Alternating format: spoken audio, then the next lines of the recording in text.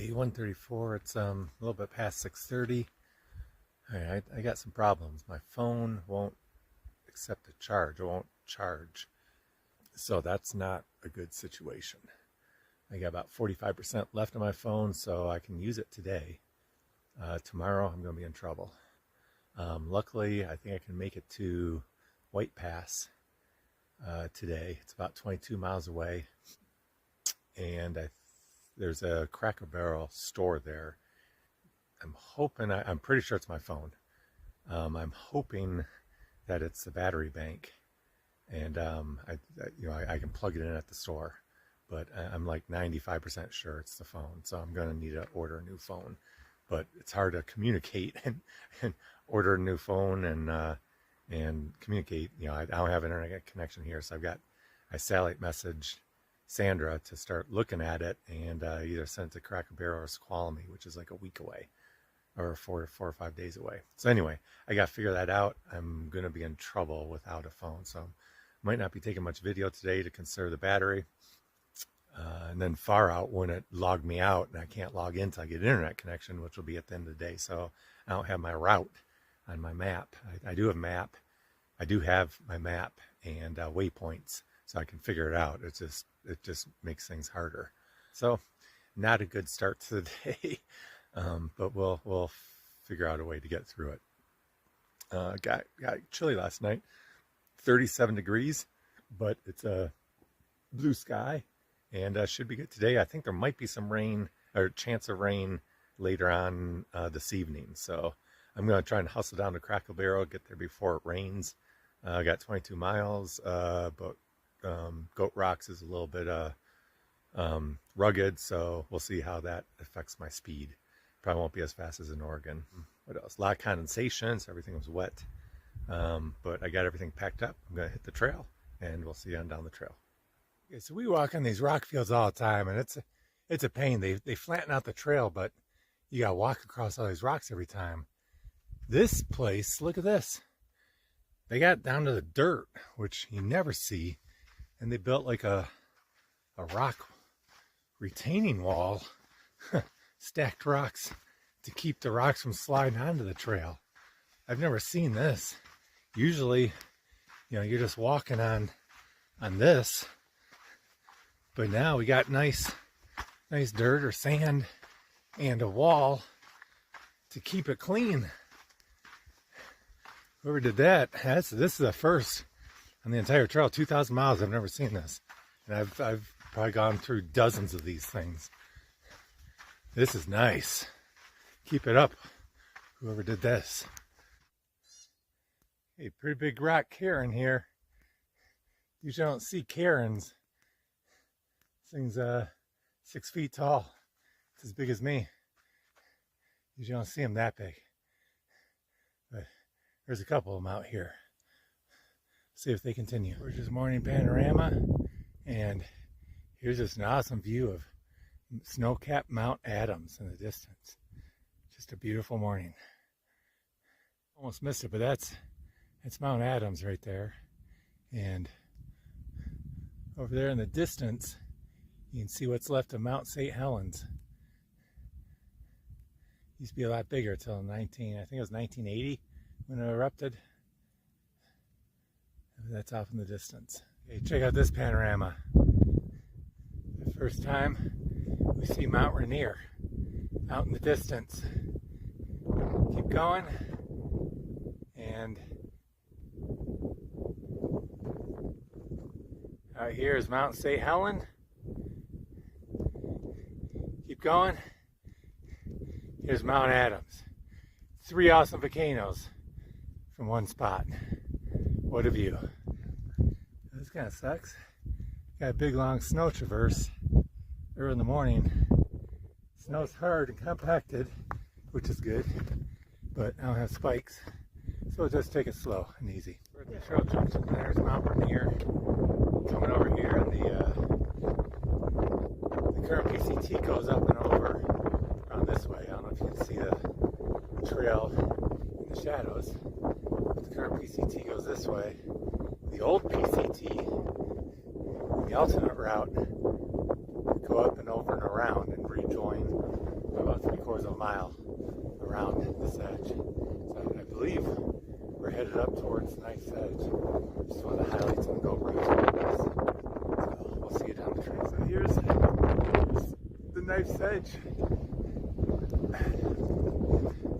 This is Mount Adams, Mount St. Helen.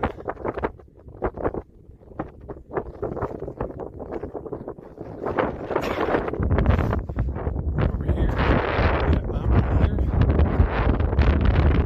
The trail along the Knife's Edge goes down along here. It's just beautiful country. Wow. A little windy. How beautiful is this valley? You got the snow, the lush green grass, trees, mountains, Mount Rainier. Man, it doesn't get any better than this. Call it the Knife's Edge because it goes pretty straight down over there. You got the trail going right along the edge, and then it goes pretty straight down over there. So you just, I mean, it's nice and wide. It's probably like, I don't know, 6 feet wide, but it just drops straight down the other side of you. It looks like the trail just picks its way right along the Knife's Edge all the way down into there. This is going to be awesome. So once again, walking along the Knife's Edge. Man, this is just stunning. All the while, you got Mount Rainier looking over you.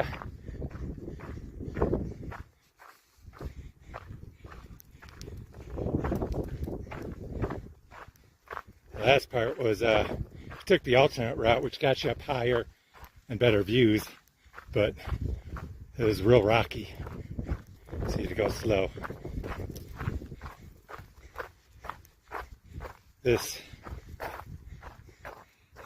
We've rejoined the main PCT here. This is a little bit more doable.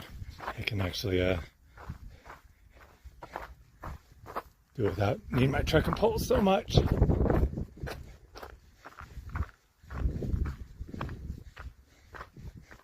You're just hiking right along the ridgeline. Falls off on either side of you. All right, see you down the trail. Just a gorgeous valley. Look at the stratifications in the rock. Jagged edges on the peak. You got snow down here, the valley, trees. Beautiful view of Mount Rainier. And then, the Knife's Edge continues right along this ridge. How gorgeous is this?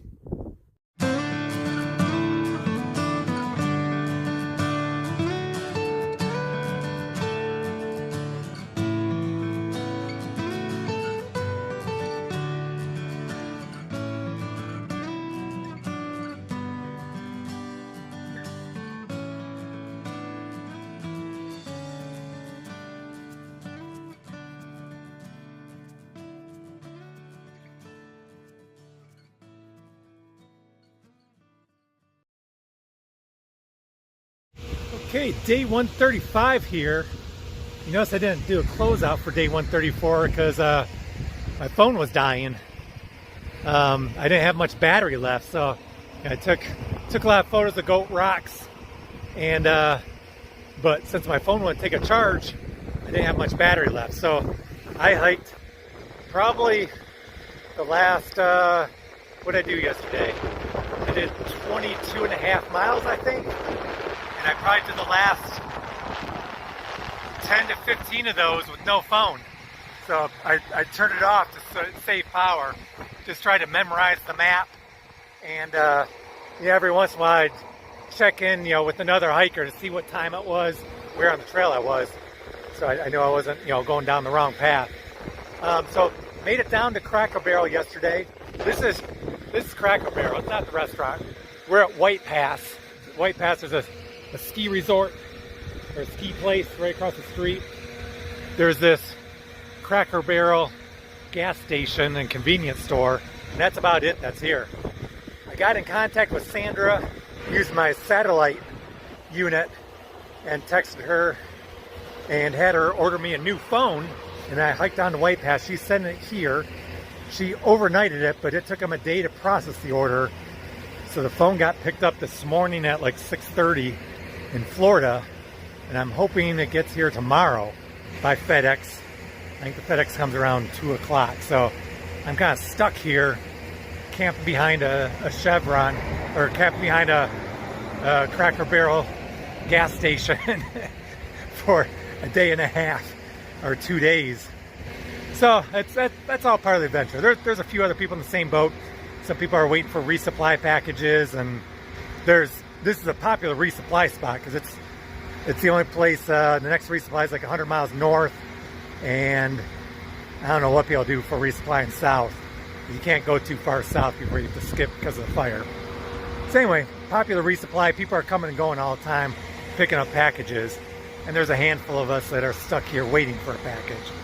So I'm just hanging out, you know, talking to other hikers, and gives me a chance to upload some videos for Sandra.